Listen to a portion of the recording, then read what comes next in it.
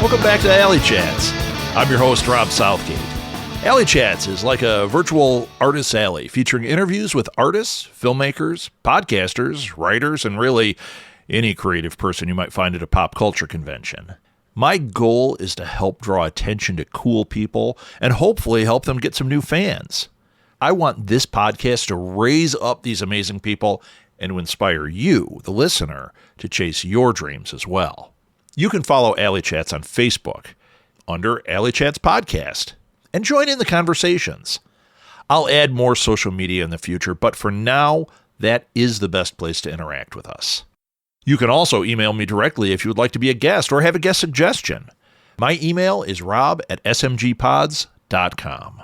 Welcome back to Alley Chats. Today I have a guest that, what a shocker, I've been talking to for 25 minutes so far, and then I realized we should hit record. I am so excited to bring you this guest. I have Frank W. Baker with me. He has written a book that we just got, I'm not even going to spoil this thing. You got to hear the story. You got to hear the whole thing, and you got to hear about Frank. Up next with the weather, Frank Baker. Frank, welcome to the show. Thanks. It's a pleasure to be with you, Rob, and I appreciate the opportunity to talk to your audience. And I guess that should show my book, We Yes. Survived the Holocaust, the Felix and Bluma Goldberg story. So this, I want to talk about this right up front. The story of how you came to write this, we're going to go back and talk about you, but I want to talk about this first because I think even this story, for somebody who's a creator, and I know I got a lot of people that listen to this are creators. They are artist alley people that are always, looking for story and trying to, like, how do you attach yourself to the thing and, bring it to your life. When I read the story of how this project came about, it really affected me. And I want you to share that. How did you end up writing this? Well, thank you, Rob, for asking. Most of your listeners may have a project that they call a labor of love. You wake up in the morning and you're thinking about it, and I was not thinking about a book. In the year 2000, Felix Goldberg of blessed memory, before he passed away, spoke at our synagogue here in Columbia, South Carolina. The occasion was Yom HaShoah, the Day of Remembrance. I'm sitting in the synagogue with about 200 other people. He is testifying about his experience as a slave laborer. And I'm riveted. I've been shaken to my core. And I am absolutely oblivious to anybody around me. I felt like he is talking to me.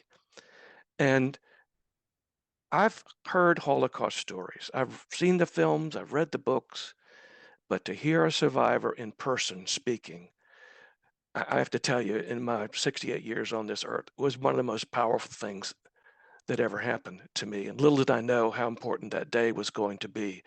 At the end of this long ceremony, he stepped off the bima, the stage, and hands me his speech. And he says in this beautiful Polish accent, he knew I was an educator, Frankie, do something with this.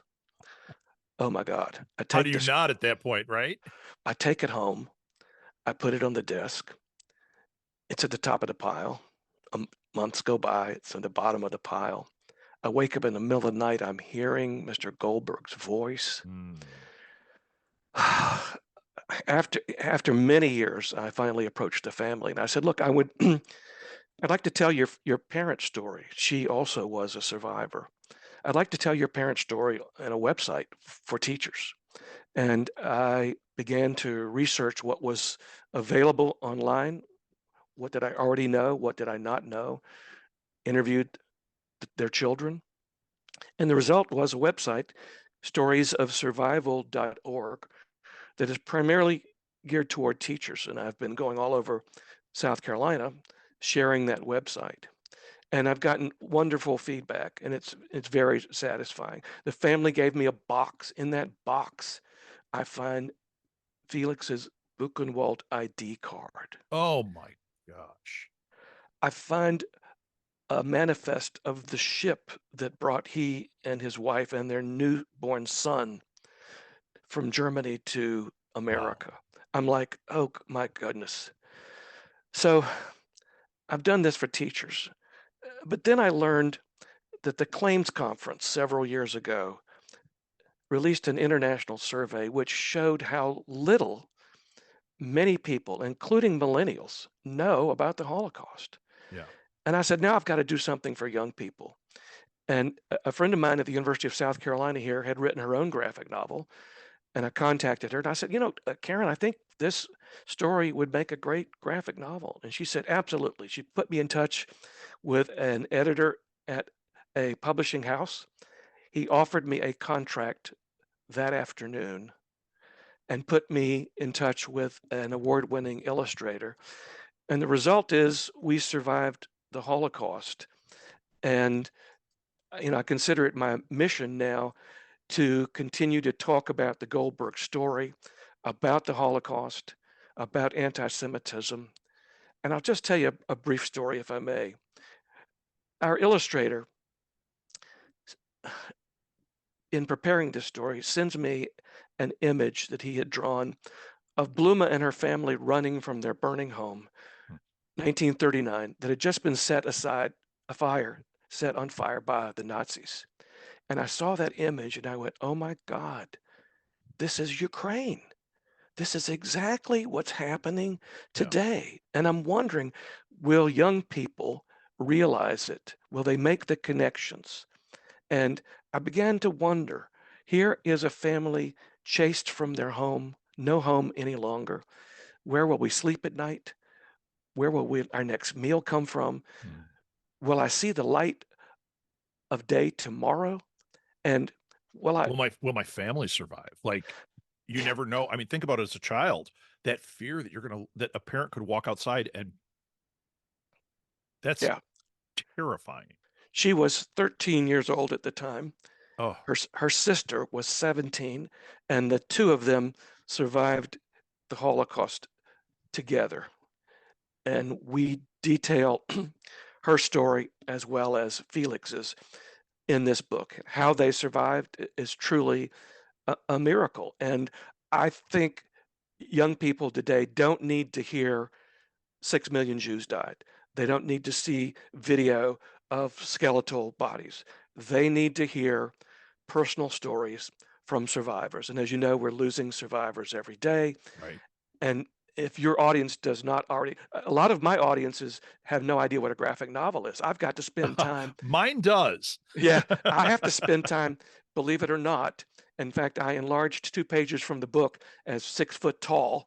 And I bring those with me when I speak to these adults because they don't have a clue what a graphic novel is, how powerful this medium is, and how librarians tell me, Frank, they get checked out and often they don't come back. Wow. Yeah.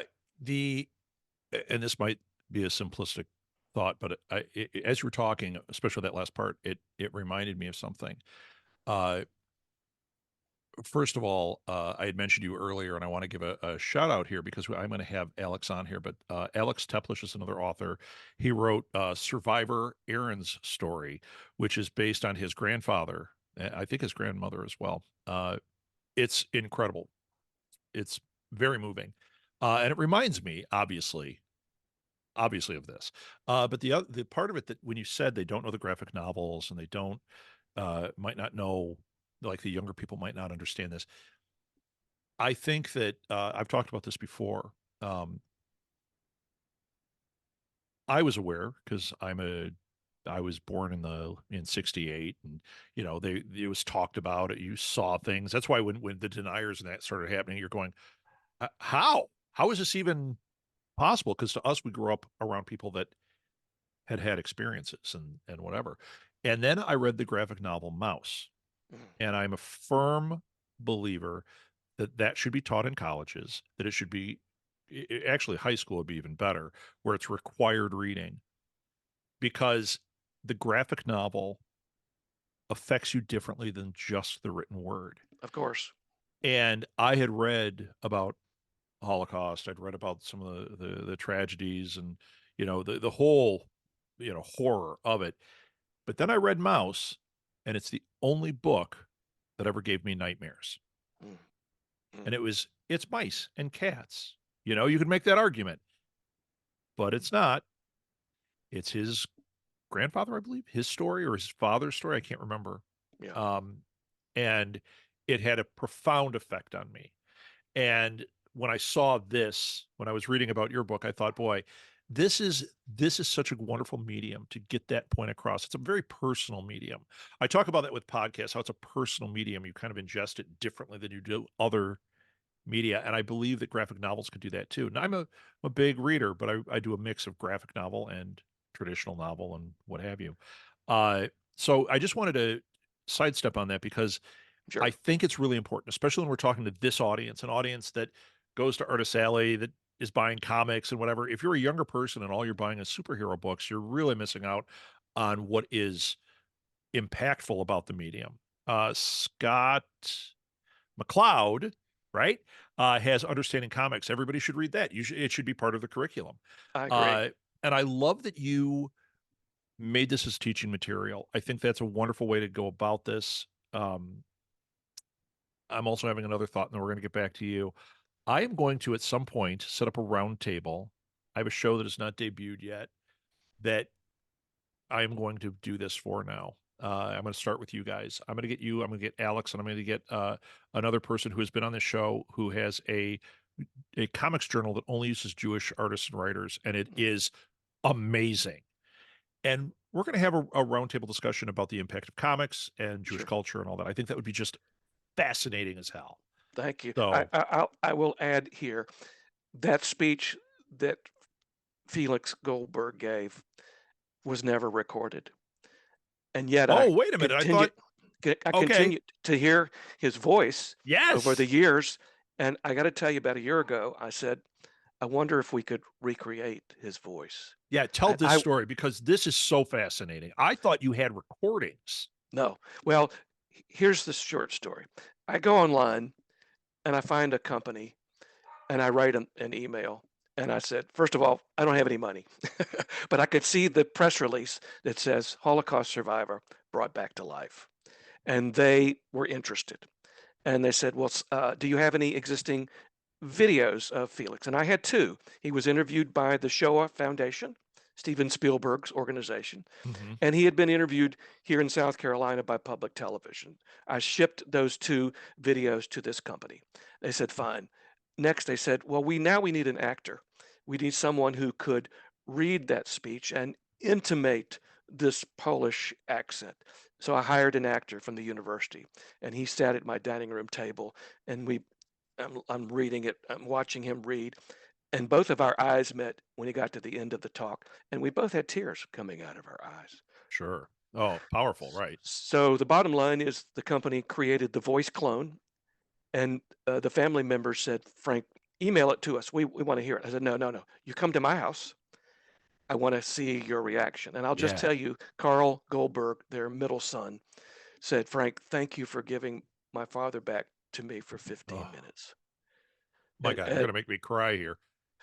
it is powerful, but I'm thinking, how can I continue to tell this story? Our book, by the way, just was released in Spanish, and I'm looking for a German publisher who would be interested in helping us translate this book and distribute it there, because the Holocaust is now mandated in all of the grades in Germany, and that did not happen overnight. No, no. Okay, once again, it's called We Survived the Holocaust, the Bluma and Felix Goldberg story by Frank W. Baker. Uh, we're not done with our conversation, but I just want to get this out here because I want people that are listening to this to buy this. Order it, go to your bookstore, ask for it. You want to get this. Where is it available? Is it pretty much everywhere or is it online only? It's everywhere. It's everywhere. In fact, if you go to our website, wesurvivedtheholocaust.com, we are offering the book now at a 40% discount. Wonderful. You can't beat that. Thank you. I think just like I've forever said, Mouse should be on everybody's bookshelf. I think this has to be right there as well. Whether you're Jewish or not, this is part of our story as humans. And it's I, vitally important. Rob, I'm already hearing from teachers that they want to get away from teaching the Holocaust with just the Diary of Anne Frank. And so Right? I've That's heard, all you ever hear about. yeah. So they're using our book in companion with the diary, or they're using our book in companion with Elie Wiesel's Night, and that's extremely satisfying to me. And especially here in South Carolina, the legislature probably 30 years ago mandated the teaching of the Holocaust, and so this is a very personal story, and I think it adds to the toolbox that teachers need. They want new material, and the graphic Right. novel, as you know, is extremely popular in schools. Oh, sure. And once again, it's very personal. So it gives their brain, whether their visual is the visual on the page, it creates a new visual medium within their brain. It's why comics have become as large as they have in pop culture. It took forever. I know what people talk about how there were comics. Hey, when I was in school, I remember getting bullied because I liked comic books. And now you see, people's parents sitting there reading comics. You're like, okay, they understand. It's getting through. It's how we communicate. I think this is just a wonderful project and a wonderful medium for Thank you. you. May I give a shout out to the Goldberg family? That Absolutely. came to me halfway through writing this book. And Frank, you've put all your effort, your money into it. What can we do? And I said, how would you like to buy a copy of the book at my cost for every middle school and high school in South Carolina? And last March, at the annual conference of the state school librarians, I watched as Esther, Carl, and Henry sat at a table signing copies of the book. And if I heard it once, I heard it 100 times. Librarians say, "Thank you for writing this book." And my students are very interested in the Holocaust. And now we're offering classroom sets of the book also to teachers who qualify. And we'll be again distributing those this coming March when the school librarians meet again. Absolutely wonderful. Absolutely wonderful. I can't encourage them to do that enough. Uh, Once again, I told you the impact this kind of thing has had on me. I actually flash back to when I was in grade school. I mentioned like college and high school, but when I go back to grade school, I remember being in kindergarten and they had, do you remember the Classics Illustrated books? Oh, sure. We had a set of, I don't know, they probably had six of them. What did I go to? Immediately to those. I read every word of those and I was kindergarten, but boy, that was probably what set me on a trajectory. And having a book like this there, yeah, it might be heavy. When That's I met okay. That's okay if it's yeah, heavy. when I met the Goldberg family individually to interview them, I said, "I want to write a graphic novel about your parents." They went, "What's a graphic novel?" They didn't even know about that. I pulled out John Lewis's March from under the table, Oh, and each one of them thumbed through it and said, "Oh, I get it. I yeah, get it." And yeah. it's really important that they understand this medium, and they have been partners throughout this entire process. If I speak in and around Columbia, South Carolina, uh, typically they're with me, but they work 9 to 5, so it's very difficult for them to get away from business. But they have zoomed in with schools, and we're offering Wow. schools an opportunity to ask questions because students have questions. Oh, you bet they do. You bet they do, especially now. Like in our earlier conversation, we were kind of hinting about what what is going on in our world. I mean, you mentioned the Ukraine, but there's a lot of anti-Semitism and a lot of the rise of Nazism again that we're experiencing around us. I just had a conversation with my friend, a friend I had mentioned earlier, about how in Florida, here are the Nazis. And he was like, he said, and he works for a company that some Nazis had marched at. And he said, he goes, it's everywhere. And he goes, I don't understand. He goes, I don't understand how anybody can wake up in the morning and think there's a thought. You know what I mean? Like, this is Yeah. crazy. And it comes down to, in a lot of ways, lack of education, lack of being able to use critical thinking, uh, which is something that I've always said should be taught from the get-go. There's a And lot of things that they teach in school that they just don't need. Critical and the thinking and should be at the top. oh, I'm with you. I'm a member of that club. And of course, the book banning and the book challenges that we're seeing happening today are Yeah. eerily reminiscent Oh, of yes. 1930s and 40s Nazi Germany. Yeah. Yeah. Well, we're one who, at our house, the mantra is read banned books. That is not something that should be happening at all. It's ridiculous. And don't deny, that to me, I remember there's a documentary, you've probably seen it, about the guy that they flew back there who was a Holocaust denier. And he walked through these concentration camps. Clearly, you can see things happened. And he's walking through going, "Ah, this was just a this, and this was just this." And you're going, but the filmmaker knew, and the filmmaker did not make him look like a sane person. You know what I mean? Like, I don't even understand how any of that can be, but we live in a world where people think the earth is flat. Yeah. Um, Interestingly enough, I wanted to do a little bit more research, and I asked my librarian friends here how many Holocaust biographies were written after 1945. And they came back and they said 70. Okay, 70. Understandably, these people did not want to relive this Yeah, they don't want to experience. dive back into that trauma. That's for sure. But 1961, something happened. Eichmann was captured by Israeli Mossad in Argentina and flown to Israel, where Ben Gurion said, "We're going to put him on trial. We're going to televise the trial." And that went worldwide.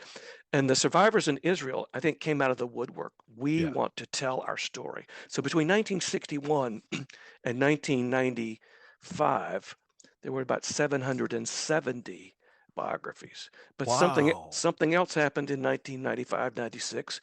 Schindler's List came out. Yeah. And the Goldberg family told me, well, our parents saw the movie and they are now a little bit more comfortable talking about it. So between 1996 and today, if my figures are correct, over 7,000 Wow. Holocaust biographies. But of course, that's just a fraction. And of Yeah. course, there are not many of them left.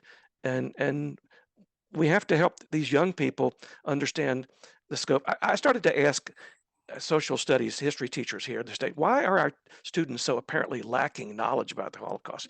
And every one of them said, Frank, we don't have the time. But a colleague of mine said, Frank, it's not time, it's priority. They Yeah. have It's not made it priority a, for sure. and we could say priority about a lot of different topics. Yeah. Yeah. I mean, you could literally, if you took one day out of your school year to really talk about this, it's going to leave an imprint and they're not going to forget. When you pass it by, it's something that needs to be talked about. It's something that needs to be brought into the light. Cockroaches live in the dark. We can't let that happen. Well, we were very fortunate. About 3 years ago, the Anne Frank Center opened on the campus of the University of South Carolina. And the Anne Frank Center is only the third in the world. And they've been bringing students through to tell them Anne Frank's story and artifacts on the wall, and and to educate this generation. And thousands of university students have already gone through it, and thousands of public school students have already gone through it. And we've had a chance to meet the executive director of the Amsterdam Center, as well as others, and to share our book. And we're pleased that our book is there on display, because we It's why do we important. have why do we have so much Holocaust education? Why do we have so many museums and education centers around the country? It's because we realize what's not happening in education. Right. Right. Very true. Uh, okay, we're going to shift gears a little bit here. I know you're like, no, keep talking about my book. We are going to talk. You don't want me to sing, right? Well, surprise! I've got an orchestra here, Frank. Surprise, surprise. This is your life that you didn't know was your life. No, actually, Frank, I want you to actually talk about your background a little bit, just kind of how you ended up here at this point. Well, I was real fortunate. After college, I worked in television news and 5 TV stations in 9 years, mostly as a producer. So Oh, I'm writing news for the anchor people, in the control room, managing the newscast and timing it and all of those good things. And I'm working my buns off nights, weekends, and holidays. And then the son was born, and my wife says it's time to get a real job. And As luck would have it, the floor director walked up to me one night at the TV station in Orlando and said, there's this job opening at the public school system here. He said, I work for the public school system full time. Yeah, I think you'd be good for it. And I interviewed and I was hired uh, uh, with the Orange County public school system, at the time, 16th largest school system in the country. Um, 150 schools when I Wow. departed. And among other things, I was the buyer of films and videos. So that got me very close to curriculum. And I also started exploring media literacy because I realized many of the teachers that I witnessed in classrooms were not engaging students when they use those films and videos. We're not engaging students in any critical viewing skills. I didn't see one teacher in a week ask students any previewing questions. I didn't see one teacher introduce vocabulary. I didn't see a teacher say, oh, be sure you notice what's on the screen when they talk about osmosis. No, no. And I didn't see a teacher ask students for any understanding post-viewing questions. And I started to investigate critical viewing skills. Uh, uh, and that's a part of something called media literacy, which I define simply as applying critical thinking and viewing skills to all media messages.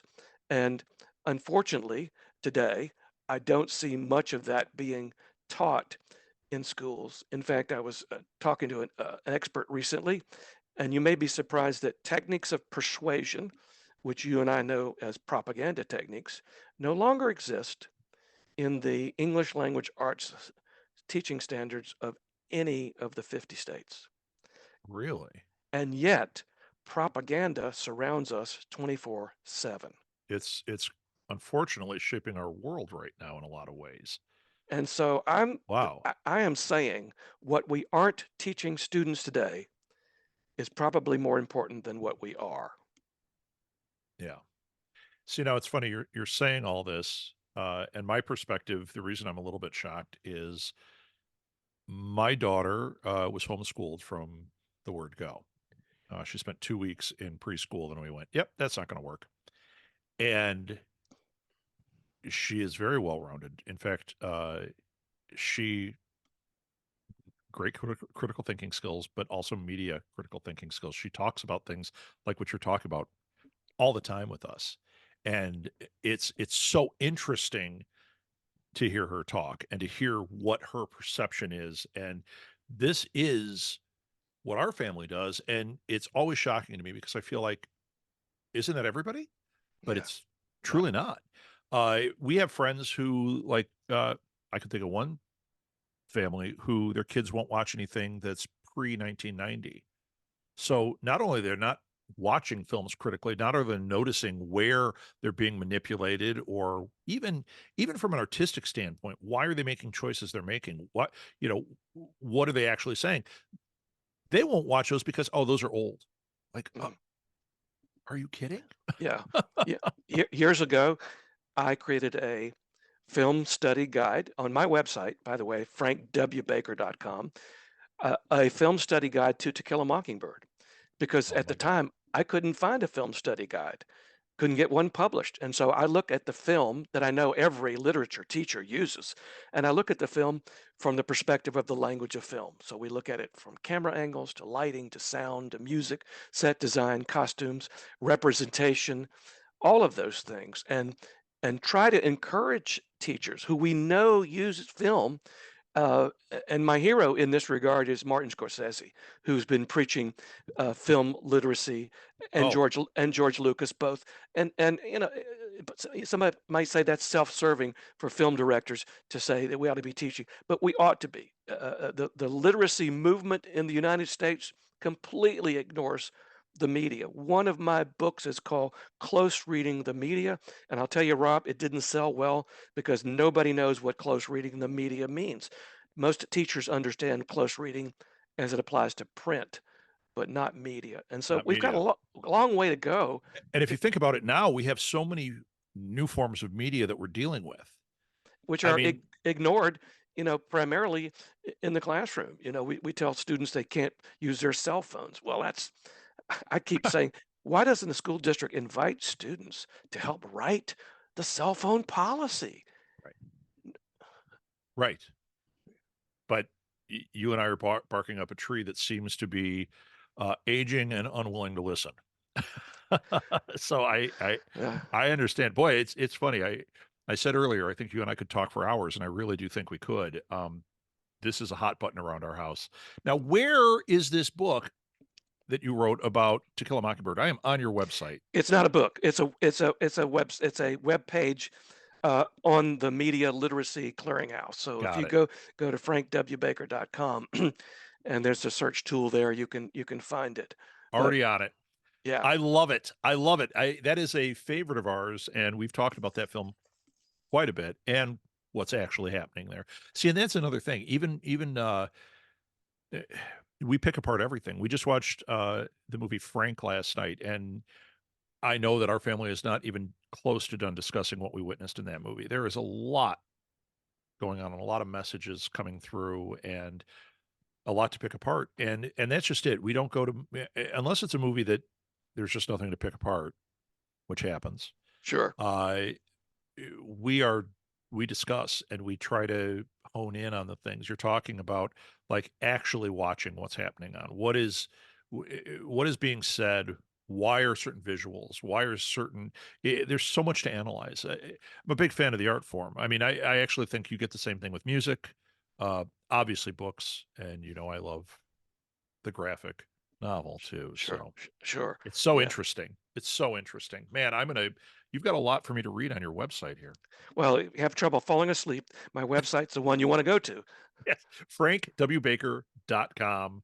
Uh, yeah, it'll put you to sleep. But no, actually, it wouldn't. This is the kind of thing to me would be quite exciting. Uh, I love this kind of thing. So my daughter listens to video essays or watches them. I think she listens while she does other things. You think this would put you to sleep? She went through one. It was a video essay about some obscure show from like Nickelodeon, not one she ever watched, not one that she would ever watch. 9 hour video essay about it. They picked the thing apart. She can tell you every little detail about this. She's like, I would never watch this show. It's not, she was never a Nickelodeon type kid. But boy, boring, boring analysis. She loved it. She ate it up. So I found your audience, Frank. It's in my house. You So know, do you ever you said you do schools and talks. Do you ever make an appearance at, say, a comic convention? never been to one. Okay. I do remember reading years ago, Hollywood producer walking through Comic Con, picking up a graphic novel and buying the rights right there on the floor of the convention center. And I thought, wow, that's because the graphic novel is the storyboard. Why do we need a storyboard artist? It's already there. I've not been there. I think my editor has been trying to get me on a panel, and I welcome the opportunity. But I have to give a shout out to my illustrator, Tim Ogline, who is in many ways the brainchild of this book. Uh, he and my editor, John Shableski, both said the Goldberg story is powerful, but I think we need to give the reader a little context. Anti-Semitism did not start in 1939. No. It was already there, and so we do give the reader some backstory on anti-Semitism, and there's vocabulary words, and there are photos. There's a photo family album in the back of our book because if you watched a docudrama and the credits start to roll and they throw up a picture of the real people, Yeah, you love that's it. that's the way I felt about this book. Let's show the audience who these people really are. So here's a picture of Bluma and Felix's wedding, and Oh, wonderful. Esther's bat mitzvah later in life, and that's what I wanted to do. And then there's a history timeline. I wanted to put it all, and the icing on the cake to me is a free teacher guide that we give away on our website, we survived the Holocaust.com. Wanted teachers to have something to refer to that would be lesson plans and activities because my experience is most teachers don't know how to teach with and about a graphic novel. And here we are trying to do both. Sure, sure. Well, and actually having that type of material that the teacher could work with is a huge benefit as somebody who teaches, and I know you do too. It is a huge benefit, especially when you get in the deep end where maybe you don't know it as well. You know, if it was in my classroom, sure, I know how to talk about this. But I, I can tell you from the people that I've sat in staff meetings, I bet 90% of them would have no idea what they're even getting into. I'm going to give a shout out to again to my editor John Shableski. He produced a short 5-minute video in which he talks about things in the graphic novel that I bet teachers and students wouldn't really pay attention to. Yeah. The bold words, italicized, and emphasis. I can't even. I got to give him credit. That video's on our website, Oh, I'm going to and check that out. oh, I use it now in all of my workshops with teachers because they don't realize, well, why are we seeing Jews get off the train from a bird's eye point of view? Why was that done? What's the purpose of that? What does that communicate? And unless we stop at that panel and engage the reader and ask those questions, they're flipping through. You They just might flip not, right on. Yeah. yeah, they don't realize. In fact, when I'm writing this book, it dawned on me I felt as if I was a screenwriter. I'm writing scenes, I'm writing dialogue. No one taught me how to do all of that, and I'm shipping all of this to my illustrator. Um, to me, it was exciting. And somebody said, "Well, all right, Frank, what's next?" Well, we've got the Spanish language edition out. We hope to get the German language edition going, and I'd love to see this book become a moving image production. Oh, it'd be And wonderful. yeah, I won't define it any further, but we're putting some feelers out there. We'll see what happens. My goal really is not to make money. I'm giving all of my royalties to Holocaust education efforts here in South Carolina. My goal is to educate the uneducated. Fantastic. Frank, you are one of the favorite guests I've ever had on any show. I've had such a wonderful time with you. Thank you. And we are going to continue talking. Maybe not today, but this I have had such a great time with you, and I am definitely going to have you on the show that we cannot name yet. But I am going to invite you, and I know Alex will be game, and I know Aaron is the other guy. Will be game as soon as I say go. So before we go, I'm going to ask you a question that I ask everybody on this show, and you're going to have the hardest time answering because you haven't been to a Comic Con. But that is the premise of the show, that we are talking to people from an artist alley, which even if you haven't been to, this would fit. Let's say this is the ultimate pop culture Comic Con out there, whatever that means to you. Who is that one person you really would love to see speak in a panel? Maybe go up and meet them. Well, we lost John Lewis recently, congressman from Georgia.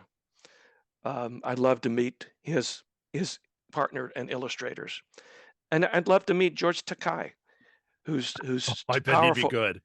Who's if I'm not mistaken, Congressman Lewis and George Takei were both keynote speakers at the National Council for Teachers of English annual conference. And when that national group has graphic novel writers illustrate as keynote speakers, that speaks volumes, I think, to educators. And that puts the graphic novel so I would love to meet someone like that who's told that story, who it reminded me that Martin Luther King distributed a comic book about himself to young people. And someone A said, lot of Dr. people King, don't know that. yeah, Dr. King, why are you doing this? No. He said, this is my story. The way to reach them is through this medium. Now that was in the 60s. Yeah. And here we are at 2024, and you and I and your audience realize this is a powerful way to reach and teach the young adults. Oh, I love it. Okay, well, if there's any way I can make any of that happen for you, John Lewis would be a little tough, but you never Yeah. know. George Takei, you never know. But if I end up doing a convention out near you, I will absolutely be in touch, and I'll get you on a panel myself. So there we go. It would be my pleasure to show you some Southern hospitality, Oh, I would love either it. in Columbia, South Carolina, or Charleston, South Carolina. We'd love to have you. I'm going to pick up the accent, aren't I? So, Frank, I will put where people can buy this and whatever we need in the show notes. I cannot stress it again. get out there and pick this up. We Survived the Holocaust. Engage with Frank, get on his website, follow him, let people know about this. It makes a great gift too, especially if you've got a young person in your life that you want to, yeah, like we did. We'd always see people and be like, hey, you know what? This is important. They need to see this. Or somebody older that it would be important that they see this. I think this is a wonderful project, and I cannot stress enough that I want to see it succeed. Thank you so So, much for the opportunity to be with you, Rob. Frank, truly my pleasure. Thank you for being on, and we'll see you either on a show or in person soon. Thank you. You can connect with me on social media or via email. All the links are found in the show notes. Oh, and it would really help me if you would rate and review this show on whatever platform you use to listen to this podcast. Good reviews help others find the show, which ultimately helps these incredible guests get more exposure. Alley Chats is a production of Southgate Media Group, hosted, produced, and edited by me, Rob Southgate. Thanks again for listening to Alley Chats.